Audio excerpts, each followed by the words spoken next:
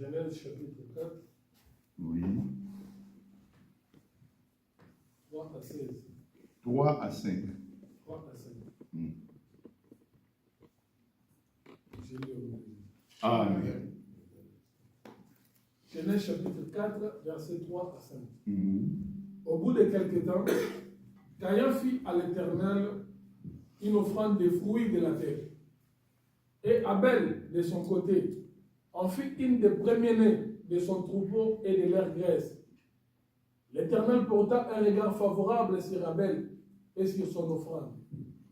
Mais il ne porta pas un regard favorable sur Caïn et sur son offrande. Caïn fut très irrité et son visage fut abattu. Que le Seigneur ajoute l'explication à la lecture de sa parole. Amen. Nous prenons nos places.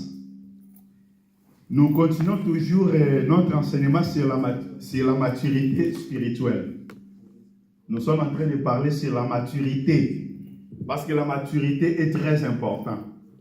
Amen. Amen. Et ce matin, j'aimerais qu'on ajoute quelque chose par rapport à la maturité. Mais ce que nous voulons ajouter, nous voulons parler sur les offrandes. Que le Seigneur nous bénisse. Amen. Nous voulons parler sur les offrandes. Et quand j'ai regardé un peu les Écritures ou la définition de ces mots, l'offrande, ça nous parle, c'est un don fait à Dieu ou à une divinité. Quand on parle d'une offrande, l'offrande c'est un don. C'est un don qu'on fait à un Dieu ou à une divinité. Que le Seigneur nous bénisse. Amen. C'est pour cela que nous sommes allés directement dans le livre de Genèse chapitre 4, parce que vous savez, Genèse c'est le commencement de toutes choses. Tout ce que nous vivons sur la terre, nous allons voir le commencement de toutes les choses sur le livre de Genèse. Les dons, c'est quoi d'abord? Les dons, c'est une action d'abandonner gratuitement ou de donner quelque chose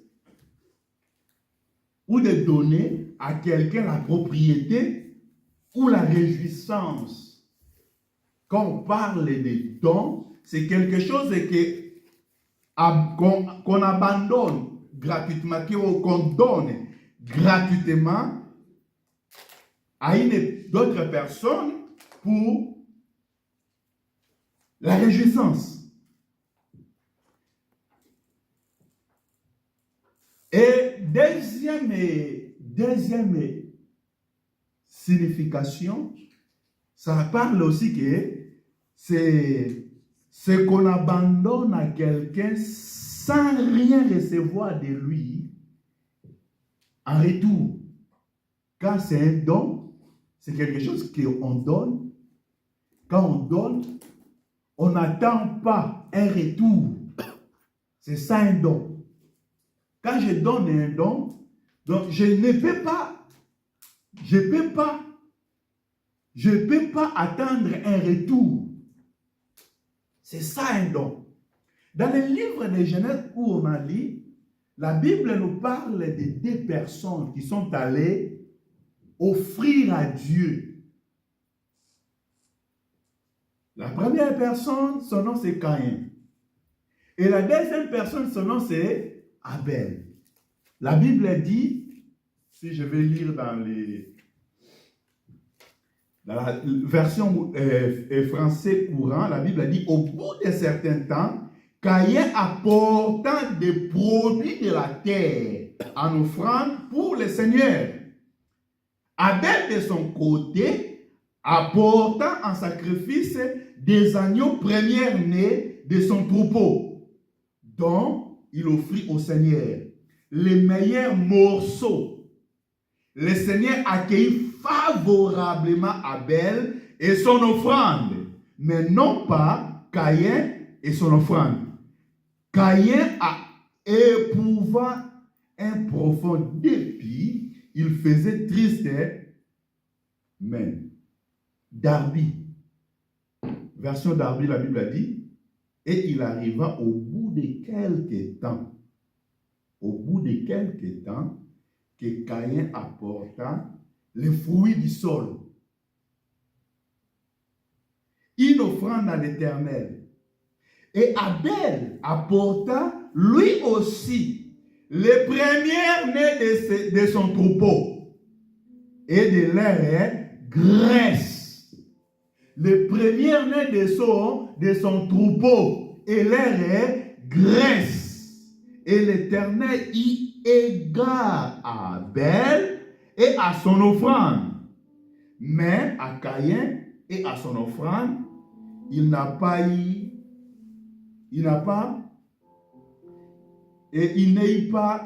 égard.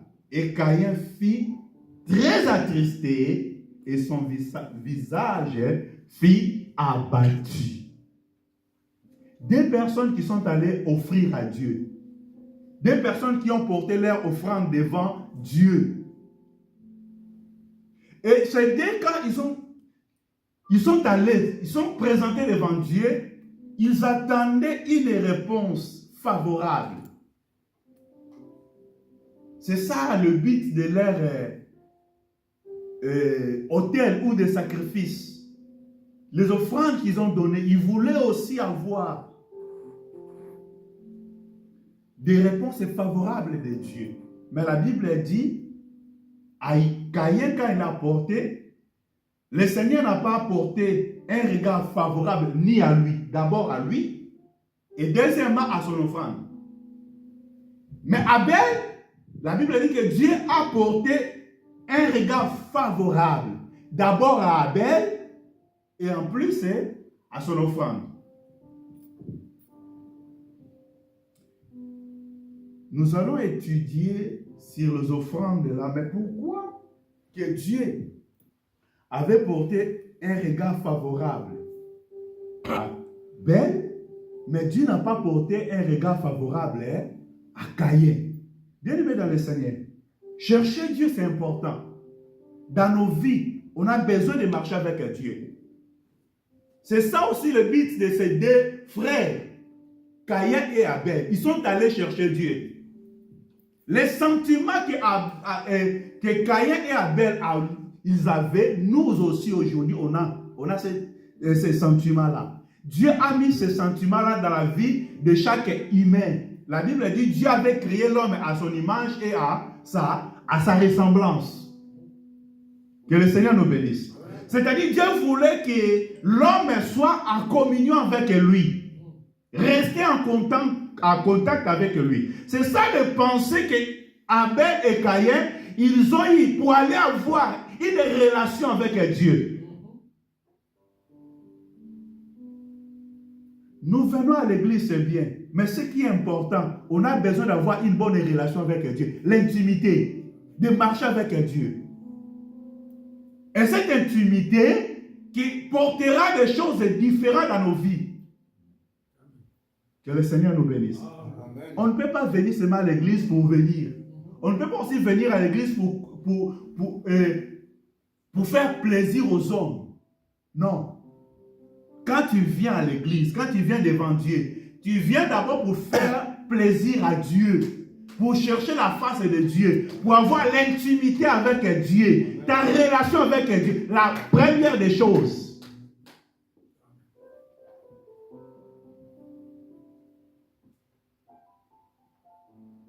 La raison pour laquelle la Bible dit que Dieu avait d'abord agréé l'homme qui s'approchait devant lui. Avant Dieu agrée nos offrandes, avant Dieu agrée tout ce qu'on peut porter devant lui, d'abord Dieu veut porter d'abord un regard favorable dans nos vies. Que le Seigneur nous bénisse. Amen. Or, le regard favorable dans nos vies, ce n'est pas d'abord nos efforts qu'on peut faire. Faire les efforts dans les choses de Dieu, c'est important. Mais avant de faire les efforts, on a d'abord, la première des choses, de trouver grâce auprès de Dieu. Est-ce que vous me comprenez bien? Amen. La première des choses, chercher à trouver grâce auprès de Dieu. En trouver grâce auprès de Dieu, aujourd'hui Dieu nous a fait grâce par le Seigneur Jésus-Christ. Amen. Amen. Dieu nous a aimés. La Bible dit car Dieu a tant aimé le monde, car Dieu a tant aimé le péché, car Dieu a tant aimé les hommes de ce monde, qu'il a donné son Fils unique. La première des choses qu'on a besoin d'avoir dans nos vies, avoir Seigneur Jésus-Christ dans nos vies. Amen. Amen. Mais avoir Seigneur Jésus-Christ, c'est seulement en déclarant ou en confessant que j'ai le Seigneur Jésus-Christ. Non. Parce que le Seigneur Jésus-Christ, c'est lui qui est la parole. Il faut avoir l'enseignement de Dieu. Que le Seigneur nous bénisse. Amen. Nous allons étudier la première des choses. La première des choses qu'on va étudier ici, je vais parler de la provenance de l'offrande. Pourquoi Dieu a porté regard favorable à Abel, pardon, il n'a pas porté regard favorable à Caïn. La première des choses qu'on va parler, on va parler de quoi? De la provenance de l'offrande. Dans la provenance de l'offrande, ça compte aussi devant Dieu. Je ne sais pas, toi tu viens à l'église, tu viens devant Dieu, tu portes des offrandes. Est-ce que la provenance de ton offrande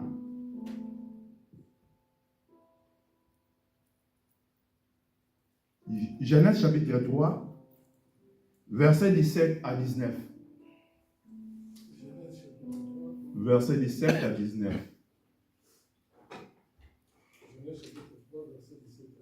Amen. Qu'est-ce que la Bible dit? Il dit à l'homme, Oui. puisque tu as écouté la voix de ta femme, Ok. tu as mangé de l'arbre au sujet duquel je t'avais donné Mhm. cet ordre. Tu n'en mangeras point, et ce sera maudit à cause de toi. Ok. C'est à cause de peine que tu en tireras ta nourriture tous les jours de ta vie. Amen. Il te produira des épines et des ronces, et tu mangeras de l'herbe des champs. C'est à la sueur de ton visage que tu mangeras du pain, jusqu'à ce que tu retournes dans la terre d'où tu as été pris, car tu es poussière. Et tu retourneras dans la poussière. Amen. Amen. On recommence, on prend que verset 17. Qu'est-ce que verset 17 a dit? 17e verset. Oui. Il dit alors, Mhm. puisque tu as écouté la voix de ta femme, Ok. et que tu as mangé de l'arbre au sujet duquel je t'avais donné cet ordre, Ok. tu n'en mangeras point. Mhm. Le sol sera maudit à cause de toi. Ok. C'est à force de peine que tu en tireras ta nourriture tous les jours de ta vie. Amen. Mais Dieu, qui a créé la femme? Qui a créé la femme? C'est Dieu, non? La Bible dit que c'est Dieu qui avait dit ce n'est pas bon, l'homme soit seul. Hein? Il a créé un semblable à lui. Et le jour que l'homme a vu l'homme, il a dit cette fois-ci, voici l'os de mes os et la chair de ma chair. C'est-à-dire, la femme, hein, ce n'est pas un étranger devant un homme. Vous savez, quand un homme trouve une femme, il trouve la partie de sa vie, la partie de son corps. Est-ce que vous me comprenez bien? Parce que la Bible dit que Dieu avait fait tomber Adam un profond sommeil. Après, il a retiré une côte qu'il a formée, la femme. Il l'a menée vers l'homme. Et l'homme, en regardant la femme, il a dit cette fois-ci. Donc, avant ce qu'il voyait, il ne correspondait pas à lui. Mais cette fois-là, ce qu'il a trouvé, il a dit que j'ai trouvé une os de mes os et la chair de ma chair. Vous voyez? C'est la femme, hein, qui est la partie de l'homme. Mais ici, Dieu dit à l'homme, puisque tu as écouté ta femme, oh mais il faut que j'écoute aussi ma femme. Parce que tu as écouté ta femme. Ok? C'est-à-dire parce que tu as écouté l'enseignement de ta femme. Et tu n'as pas observé, tu n'as pas gardé ce que moi je t'avais parlé de faire. Ok? À cause de ça, la terre, le sol, sera quoi? Maudit. Le sol sera maudit à cause de toi. À cause de toi, pourquoi? Parce que tu as écouté un enseignement que moi je n'ai pas donné. Est-ce que vous me comprenez? Amen. Parce que tu es, c'est-à-dire, d'une autre manière, Dieu dit que comme tu as sorti à mon enseignement, comme tu as sorti à ce que moi je t'ai dit de le faire, tu as commencé de faire d'autres choses hors de ma volonté, dans la terre maintenant est maudite à cause de toi. Pourquoi la terre est maudite? C'est à cause de l'écoute. Tu as mal écouté. Est-ce que vous me comprenez bien? Amen. Je ne sais pas si l'église, si vous me comprenez bien. C'est-à-dire, problème d'écouter, c'est un problème très sérieux. Écouter. C'est un problème très sérieux. Parce que ta vie dépend de ce que tu attends. La Bible dit la foi vient de ce qu'on attend. Ok? Notre vie dépend de ce qu'on attend. Adam a écouté sa femme. D'une manière, je vais dire que Adam avait écouté sa chair, le corps. Est-ce que vous me comprenez bien? Amen. Adam a écouté son propre corps, le sentiment de son corps. C'est la chair. Quand Adam a écouté la chair, il a laissé maintenant à écouter l'esprit. Parce que l'esprit, c'est Dieu qui a parlé. Est-ce que vous me comprenez bien? C'est que l'esprit a parlé, Adam il ne veut pas garder ça. Adam il préfère d'écouter la chair. Il a dit non, moi j'ai besoin de la chair, de satisfaire ma chair. Vous voyez où la mort entre? Est-ce que vous me comprenez bien? Amen. Maintenant, Dieu dit à Adam, comme tu n'as pas écouté, comme tu as écouté la chair, maintenant la terre où toi tu habites là, cette terre-là est maudite. Et cette terre-là produira les épis. Et par tes soins que tu gagneras ton pain. Mais au commencement, ce n'était pas comme ça. C'est-à-dire, quand Adam écoutait l'esprit, les choses n'étaient pas avec les sueurs de son visage qu'il va trouver le pain. Le pain, c'est Dieu qui donnait le pain. Mais le jour où Adam ne veut plus écouter Dieu, c'est maintenant dans ses propres efforts qu'il va trouver le pain. Que le Seigneur nous bénisse. Amen. Je suis allé là-bas pour dire seulement que depuis le jour où Adam avait désobéi à Dieu, depuis le jour où Adam a abandonné à écouter l'esprit, le jour où Adam a commencé à écouter que son corps, sa chair, à partir de ce jour-là, la terre était maudite. Quelque temps après, Abel a commencé à cultiver la terre. Mais cette terre est maudite. Ce que tu vas cultiver là-bas, ce que tu vas gagner, c'est le fruit de tes efforts. Est-ce que vous me comprenez? Caïn, il a commencé à travailler. Travailler, c'est bien, il faut manger. Celui qui ne travaille pas, qui ne mange pas, non plus. Ok? Il a commencé à travailler. Mais les fruits de la terre là était déjà maudite. Il a recueilli les fruits de la terre. Et ces fruits de la terre là qui porte devant Dieu. Est-ce que vous me comprenez? La terre était maudite. Caïn n'a pas cherché d'abord que la terre soit bénie ou soit sanctifiée, mais il prend seulement le produit. Là où le lien maudit, il porte maintenant devant Dieu. Ok? Et quand Dieu il regarde Caïn, il ne porte pas un regard favorable devant lui. Parce que là où il travaille, c'est un lieu qui est déjà maudit.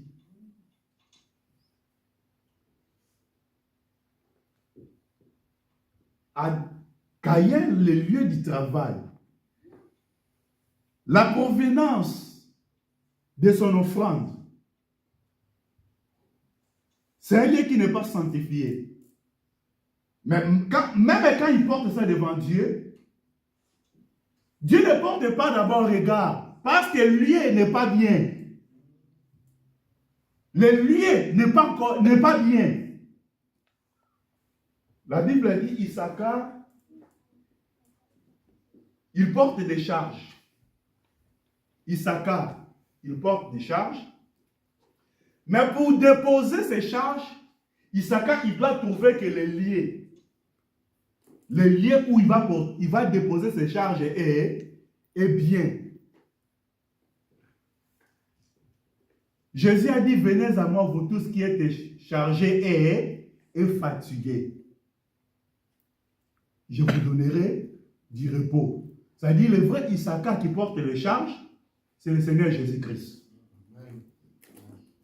Mais il porte les charges de qui? De la personne qu'il trouve que le lieu est bien. Je vais parler dans ces parties-là. J'aimerais qu'on reste ici. La première des choses, le lieu était maudit. Ok? C'est-à-dire l'offrande que Caïn portait était identique avec sa vie. Ok? Amen. La deuxième des choses, on va voir maintenant.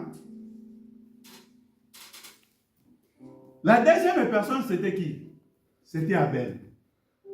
L'Abel qu'il portait, il donne son offrande par la révélation. Abel, l'offrande qu'il portait, c'était lié par la révélation de Dieu. Est-ce que quelqu'un m'écoute ce matin? Amen. Nous sommes toujours là, Genèse chapitre 3, verset 21. Qu'est-ce que la Bible dit? Genèse chapitre 3. Oui, verset 21. 21e verset, j'ai lu. Ok. Abel pour... Genèse chapitre 3, Oui. verset 21. L'Éternel dit, l'Éternel Dieu fit à Adam et à sa femme des habits de peau, et il les en revêtit. Ok. Ok. Je dis que Abel, il a porté une offrande par la révélation. Pourquoi je dis ça? Parce que la Bible dit, dans le livre qu'on a lu, Genèse chapitre 3 d'abord, chapitre 4, pardon, verset 3 à 5, la Bible dit, je vais répéter des livres, la Bible dit que, et il arriva au bout de quelques temps, que Caïn apportant du fruit du sol, une offrande à l'Éternel. Et Abel apportant lui aussi le premier-né de son troupeau. Amen. Amen. Lui, il porte le premier-né de ses troupeaux. Il y a la version Louis II, non, français courant, il a dit que apportant en sacrifice des agneaux premiers-nés. Ce que Abel avait porté, c'était les agneaux, selon français courant. Il a porté les agneaux. Ok? Amen. Et maintenant, dans le verset 21 où on a lu, la Bible dit que c'est l'Éternel fit à Adam et sa femme. Donc après avoir péché, Adam et sa femme, c'est Dieu lui-même qui a fait. La Bible dit que Dieu a fait à Adam et à sa femme des habits de peau. Oui, il est revêtu. Les habits de peau. Amen. Amen. Est-ce qu'on peut monter un peu quelques degrés? Proverbe chapitre 27, verset 26. Proverbe 27, verset 26. Nous voulons chercher seulement les habits que Dieu avait revêtis Adam et sa femme. Qu'est-ce que la Bible a dit dans le Proverbe chapitre 27, verset 26? Proverbe chapitre 27, 26e verset, je dis. Oui. Les agneaux sont pour te vêtir Oui. et les boucs pour payer les champs. Les agneaux sont pour faire quoi? Pour te vêtir. Donc c'est les agneaux qui donnent les habits, hein? Selon la Bible. Donc quand la Bible dit que Dieu avait habillé Adam et sa femme, il avait donné les vêtements. Ces vêtements, c'était les vêtements de l'agneau. Est-ce que vous me comprenez bien? Amen. Et maintenant, la Bible ajoute encore que Caïn a pris aussi l'agneau. Il a pris l'agneau. Abel a pris l'agneau qu'il a porté devant Dieu. Donc Abel, il connaissait ce que Dieu aime. Est-ce que vous me comprenez bien? Amen. Et non seulement ce que Dieu aime, parce que Abel, il avait la révélation que l'agneau, c'est lui qui doit nous donner accès devant Dieu. Amen. Acte chapitre 4, versets 27 à 28. Acte chapitre 4, versets 27 à 28. Acte chapitre 4. Versets 27 à 28.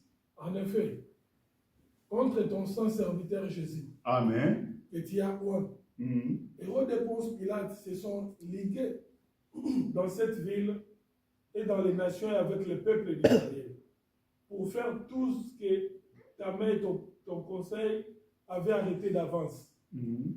Et maintenant, Seigneur, vois leurs menaces et donne à tes serviteurs d'annoncer ta parole avec une pleine assurance, en étendant ta main pour qu'ils se fassent des guérisons, des miracles, des prodiges, par le nom de ton saint serviteur Jésus. Ok. Oui, on arrête là. Qu'est-ce qu'on peut retirer comme leçon dans ce verset-là, verset 27? La Bible dit que le Ponce Pilate et les nations, ils ont fait quoi? Se sont ligués Ils se sont ligués pour faire quoi? avec les nations, avec le peuple d'Israël, Oui. pour faire tout ce que ta main et ton conseil avaient arrêté d'avance. Et quand il parle de quoi? C'est que Dieu avait arrêté. Dieu, dans son conseil, avait déjà arrêté d'avance. C'est-à-dire, ce que Dieu avait arrêté d'avance là, il parle de la mort de Jésus. Ok? La mort de Jésus, c'est Dieu qui avait arrêté ça dès le commencement. La raison pour laquelle, quand on parle que Dieu avait donné l'habit à Adam et sa femme, cet habit-là, c'était l'habit d'un agneau. Cet agneau-là, c'est l'agneau que Dieu avait prédestiné dès le commencement par son conseil. La raison pour laquelle, quand Jésus est venu sur la terre,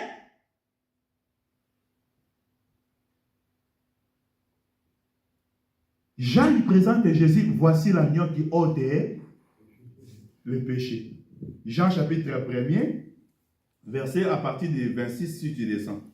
Voici l'agneau qui ôte le péché. Donc, Abel portant les agneaux, il était dans la pensée du Seigneur. Ok? Amen. Donc, il présentait les sacrifices de Christ. Est-ce que vous me comprenez bien? Amen. Parce que c'est lui l'agneau de Dieu qui nous donne accès devant Dieu. Parce que l'homme était privé de l'accès dans la présence de Dieu. La raison pour laquelle quand Caïn approchait devant Dieu, Dieu ne pouvait pas accepter Caïn ni son offrande.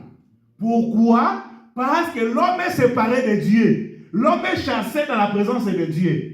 L'homme doit retourner dans la présence de Dieu à travers le Seigneur Jésus-Christ. C'est pour cela l'offrande que Abel portait, c'est ça l'offrande qui pouvait lui donner accès devant le Seigneur. Amen. Amen.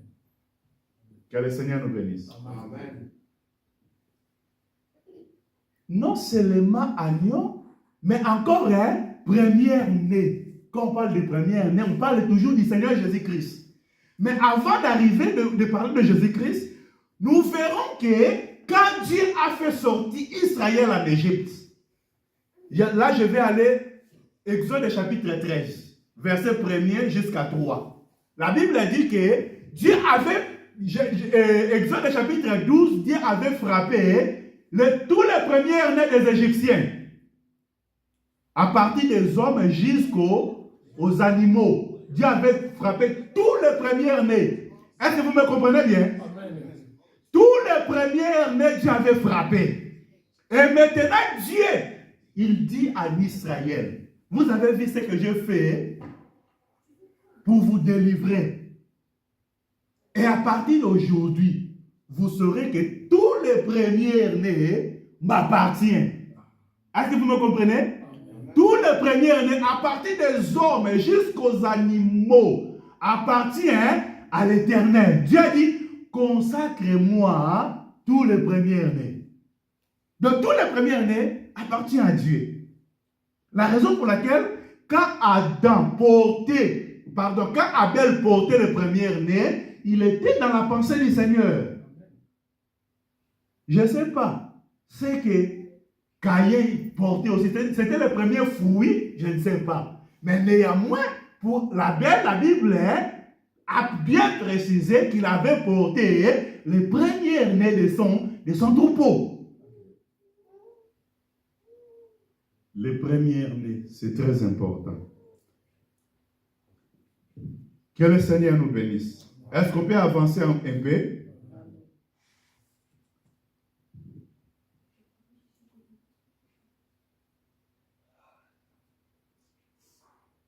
Nous sommes en train de parler toujours de l'offrande. Exode chapitre 25, verset 3. Israël dans le désert. Dieu a fait sortir Israël. Israël arrive dans le désert. Dieu veut habiter avec Israël. Ok? Mais pour habiter, Dieu a demandé qu'Israël puisse se construire un tabernacle. C'est là où Dieu va habiter au milieu d'eux. Que le Seigneur nous bénisse. Mais pour habiter au milieu d'eux, Dieu demande, Israël porte les offrandes. Mais Seigneur, nous sommes dans le désert. Dans le désert, il n'y a pas de travail. On ne travaille pas. Est-ce que vous me comprenez bien? Dans le désert, on ne travaille pas. Mais là où on ne travaille pas, là où les gens ne travaillent pas, Dieu demande que tu vas demander au peuple de porter leurs offrandes pour construire le tabernacle. Pourquoi le tabernacle? C'est Dieu qui fait habiter au milieu du peuple. Ok? Donc on a besoin de cohabiter avec Dieu. de vivre avec Dieu, de marcher avec Dieu, d'écouter Dieu le matin, midi et soir, de vivre, de voir la présence de Dieu au milieu de nous. Mais pour que Dieu habite, il faut qu'il habite dans un lieu, dans une tente. Et là, c'est les hommes qui vont porter leurs offrandes. Mais Dieu, tu peux faire des miracles. Tu peux déclarer qu'une tente sort là-bas. Il sort directement. Dieu n'avait pas cette capacité-là. Amen. Amen. Quand Abraham il est monté pour sacrifier son fils Isaac, Dieu avait prévu à côté un bélier. Ok? Dieu avait prévu un bélier. C'est Dieu lui-même qui a préparé ces béliers-là. Donc, c'est-à-dire, quand Israël il était dans le désert, Dieu était aussi capable de construire sa maison lui-même, parce qu'il a toutes ses capacités. Mais il demande les offrandes à un peuple qui ne travaille pas. Et Dieu a précisé aussi quelles sont des offrandes. Exode chapitre 25, verset 3. Exode chapitre 25, 3e verset, je lis. Oui. Voici ce que vous recevrez dès en offrande. Ah, voici ce que vous recevrez dès. Voici. Ce n'est pas n'importe, mais voici. Dieu donne la précision de cette offrande. Oui. De l'or. De l'or. De l'argent. De l'argent. Et de l'airain. Et de l'airain. Oui. Des étoffes teintes en blé. Oui. En pourpre. Oui. En cramoisi. Oui. Du fin lait et du poil de chèvre. Tous ces matériaux ont des significations devant Dieu. Amen. Amen. Mais je vais seulement cibler les trois là que Dieu a commencé. L'or, l'argent et l'airain. Est-ce que vous voulez l'explication? Nous allons dans le livre de Daniel, chapitre 2. C'est là où on va trouver l'explication de ces trois matières, l'or, argent et airain. Si nous allons dans le livre de Daniel, chapitre 2, lecture, ça peut être long, mais je ne vais pas comprendre tous ces versets. À partir des versets 20 jusqu'à 49,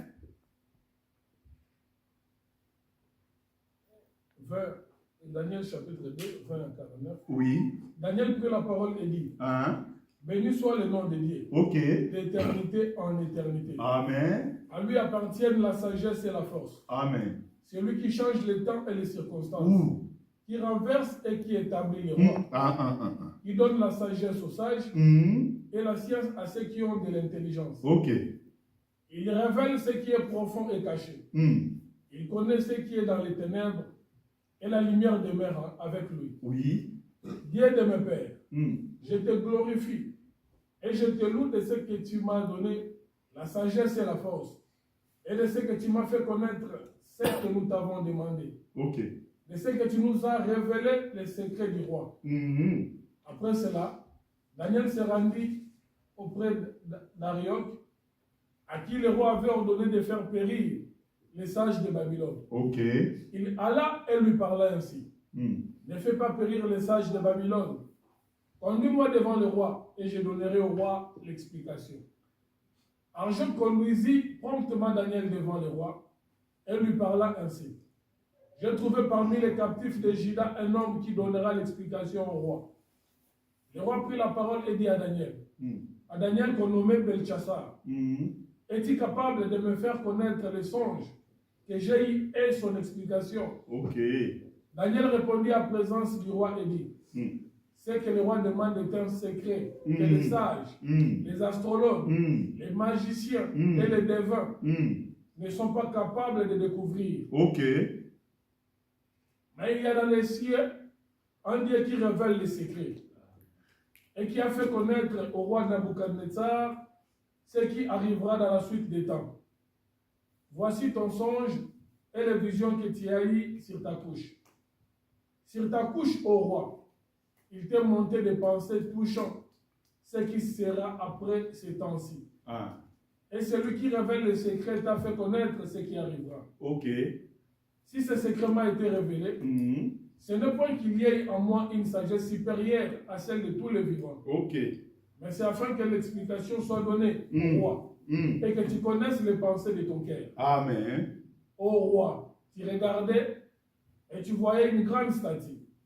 Cette statue était immense et d'une splendeur extraordinaire.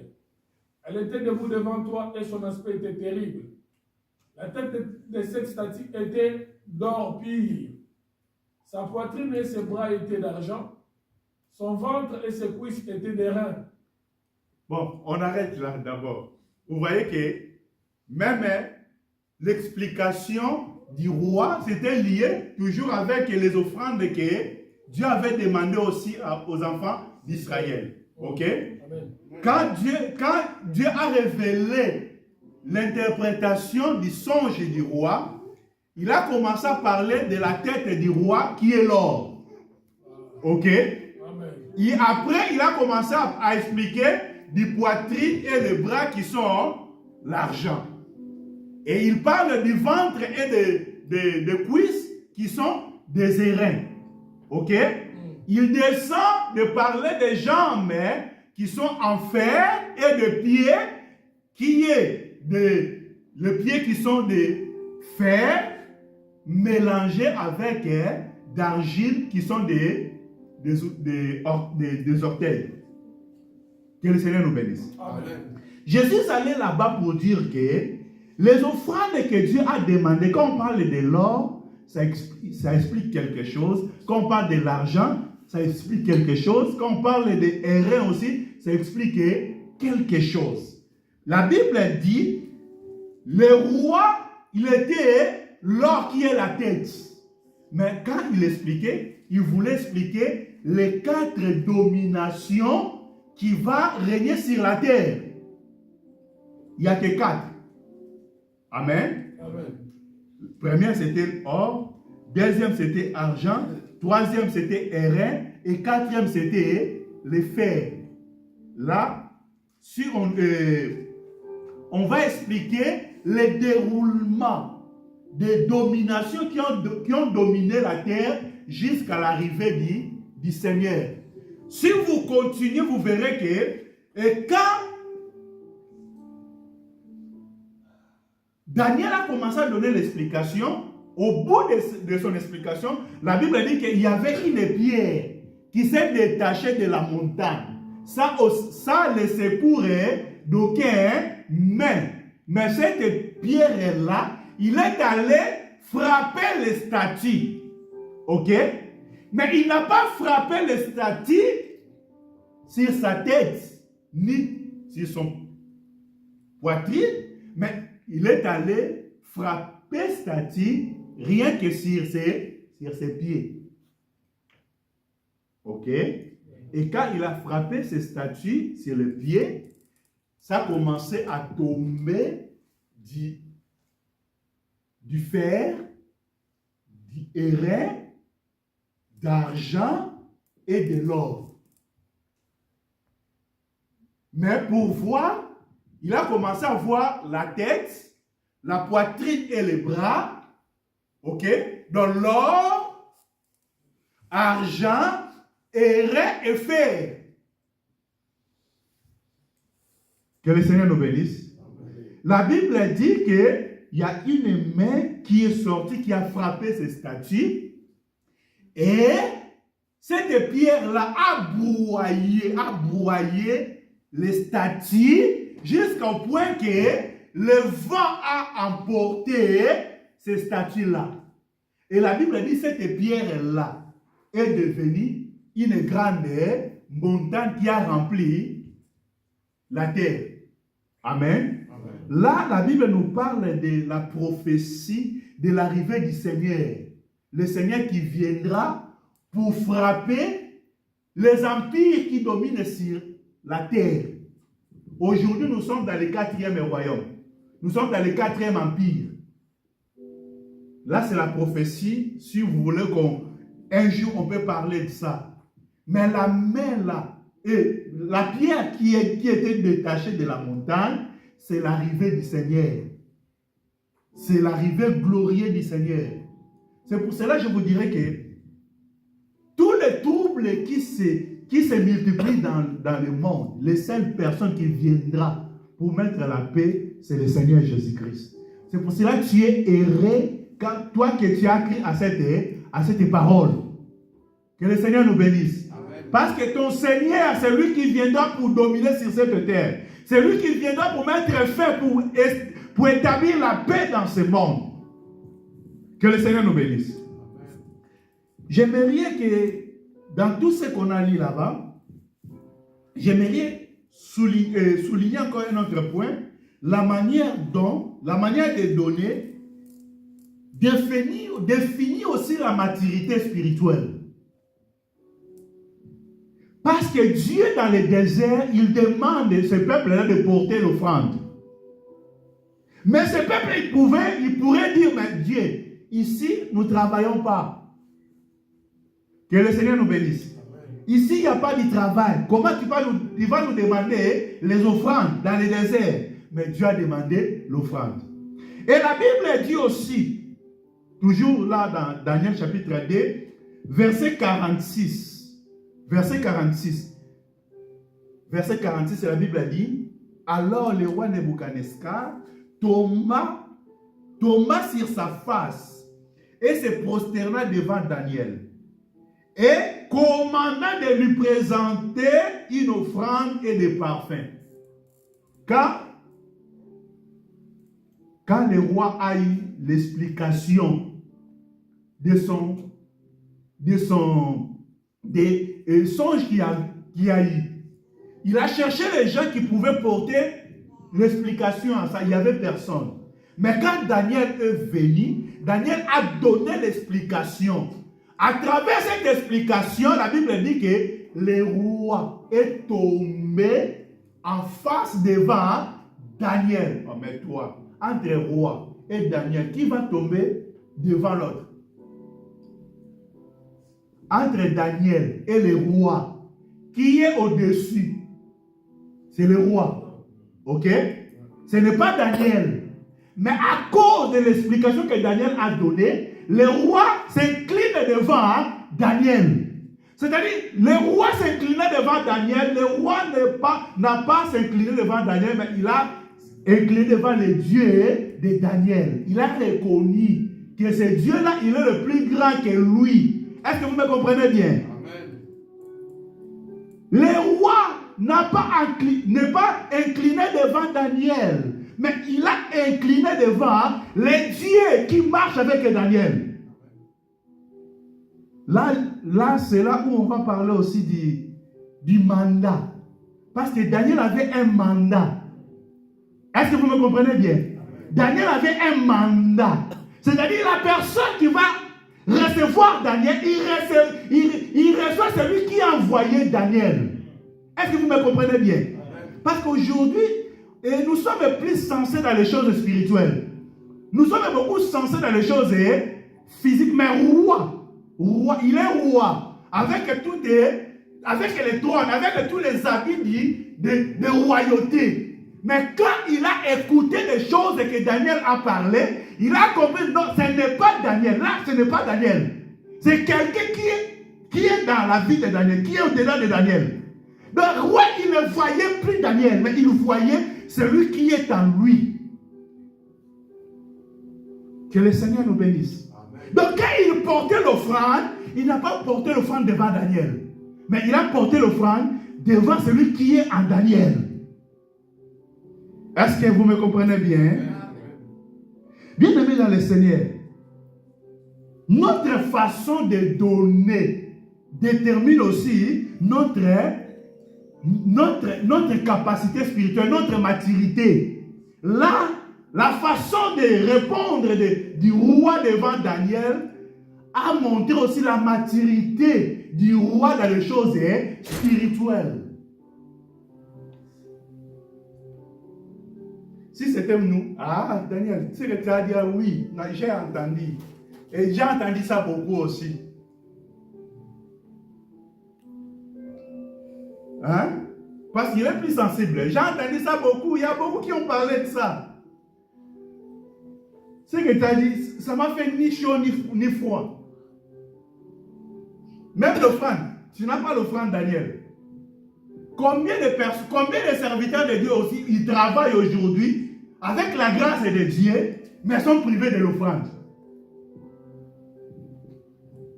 Que le Seigneur vous bénisse. Amen. Avec la grâce du Seigneur, mais ils sont privés de l'offrande. On va arriver là-bas. Écoutez, mais pour le peuple d'Israël, malgré qu'ils étaient dans le désert, lis Genèse, Exode 36, verset 6. Exode 36, verset 6. Ces peuples, malgré ils étaient dans le désert, mais ils ont fait des choses qui étaient vraiment extraordinaires. Exode chapitre 36, verset 6. La Bible dit, et Moïse commanda. Moïse qui a commandé. Et on fit crier dans les camps. De tellement le peuple, il venait, il portait les offrandes. L'offrande, ça rentrait. Les ouvrages qu'ils devaient faire pour ces offrandes, ils étaient déjà tout faits. Mais les offrandes, ils venaient toujours. C'est Moïse maintenant qui va demander. Qu'est-ce qu'il a demandé? Il a demandé quoi? La Bible a dit, on fit crier dans les cas que ni homme, ni femme ne fasse plus l'ouvrage pour l'offrande, pour le lieu saint. Et le peuple cessa d'apporter. Et le peuple cessa d'apporter. Quelle écoute! Dieu a demandé pour porter les offrandes. Malgré dans le désert, mais ils ont commencé à porter. Mais ils ne prenaient pas peine de leur vie. Que ici, notre travail, notre économie, c'est Dieu, il est en train d'épuiser notre économie. Est-ce que ce n'est pas ça? Et si là où les gens ne travaillent pas, hein, et tu demandes encore l'offrande, ils ont commencé à porter. Mais ils vont remplacer quoi? Il n'y a pas de travail. Mais la Bible dit, le peuple portait les offrandes d'une manière qu'il n'y avait plus la place pour mettre ça. Jusqu'à ce que Moïse qui a demandé, allait crier là-bas, dit au peuple, ça suffit, ne portez plus les offrandes. Aujourd'hui, c'est le contraire. Il faut que nous crions, venez avec les offrandes, venez avec les offrandes. Est-ce que vous comprenez? Aujourd'hui, le pasteur, il va crier pour porter les offrandes. Mais là, c'est le peuple qui portait. Et maintenant, c'est Moïse qui va dire non, ça suffit. Ah, que le Seigneur nous bénisse. Amen. On a beaucoup de choses à expliquer. Vous savez, la façon de donner, notre façon de donner, montre notre capacité de maturité. Est-ce que nous sommes grands ou nous sommes encore des bébés? La façon de donner. On va lire encore un peu. 2 Samuel chapitre 24.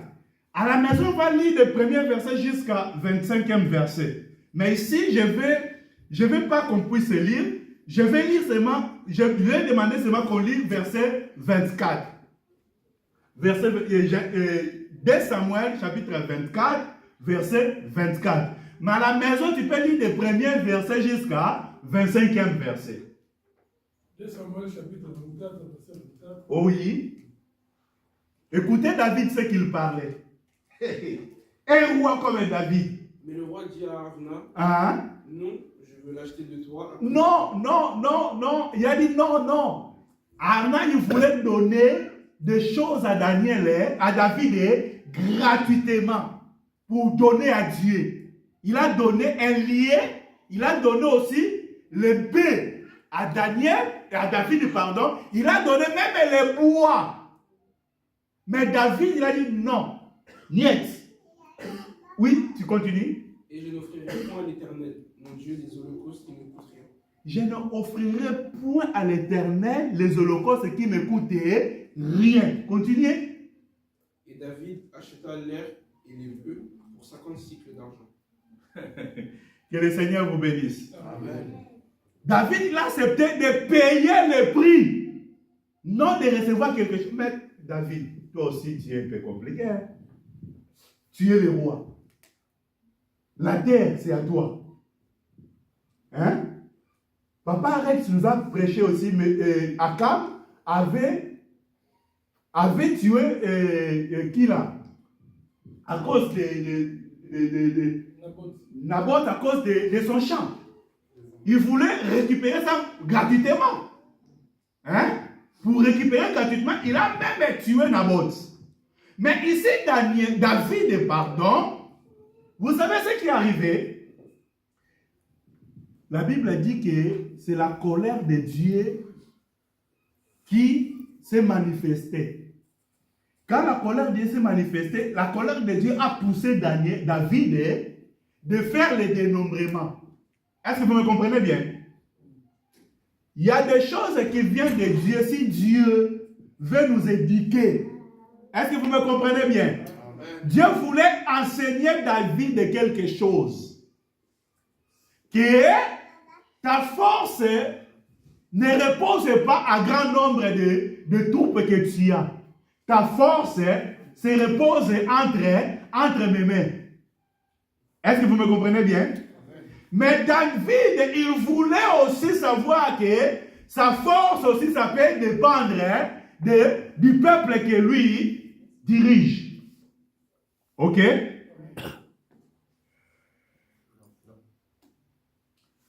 C'est Dieu qui pousse maintenant David de faire le dénombrement. Il appelle son général Joab, il a dit, vas-y, tu vas faire le dénombrement du peuple. Joab a dit, mais David, pourquoi tu vas faire le dénombrement du peuple? On voit que Dieu a multiplié le peuple. Ils sont même 100 fois. Mais pourquoi tu veux compter seulement le peuple? David a dit, non, va compter. Bon, Joab, comme un serviteur, il ne pouvait pas résister à l'ordre du roi. Il est allé, ils ont fait le dénombrement. Après avoir fait le dénombrement, quand ils ont retourné devant David, ils ont donné les rapports. Et David a compris, ah, j'ai commis l'erreur, j'ai péché devant Dieu. Ce n'était pas ça ce que je devais faire.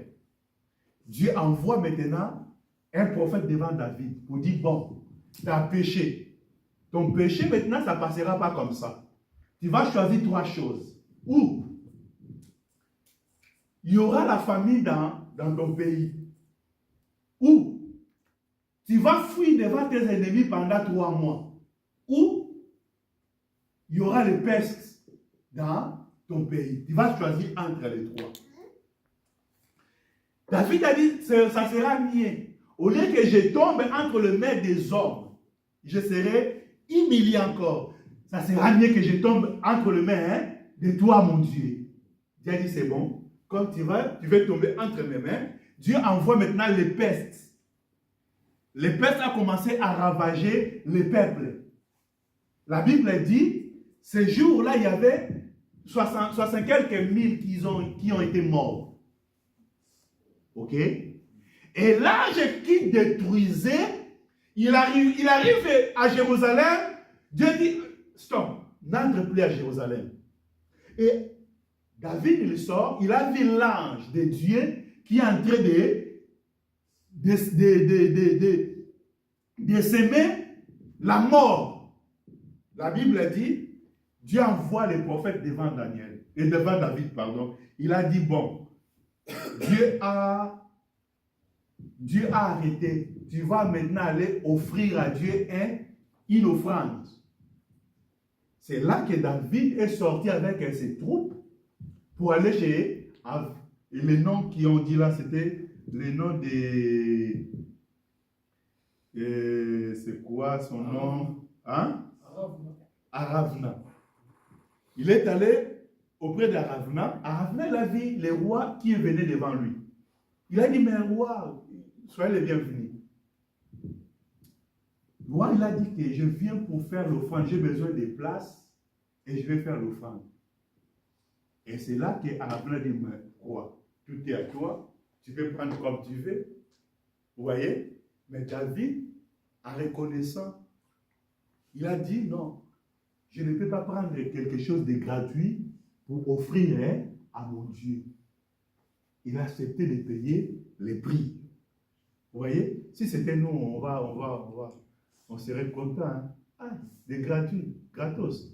Merci. Merci. Que le Seigneur nous bénisse. Amen. Mais cet homme, il n'a pas accepté. On va parler de beaucoup de choses à cause du temps.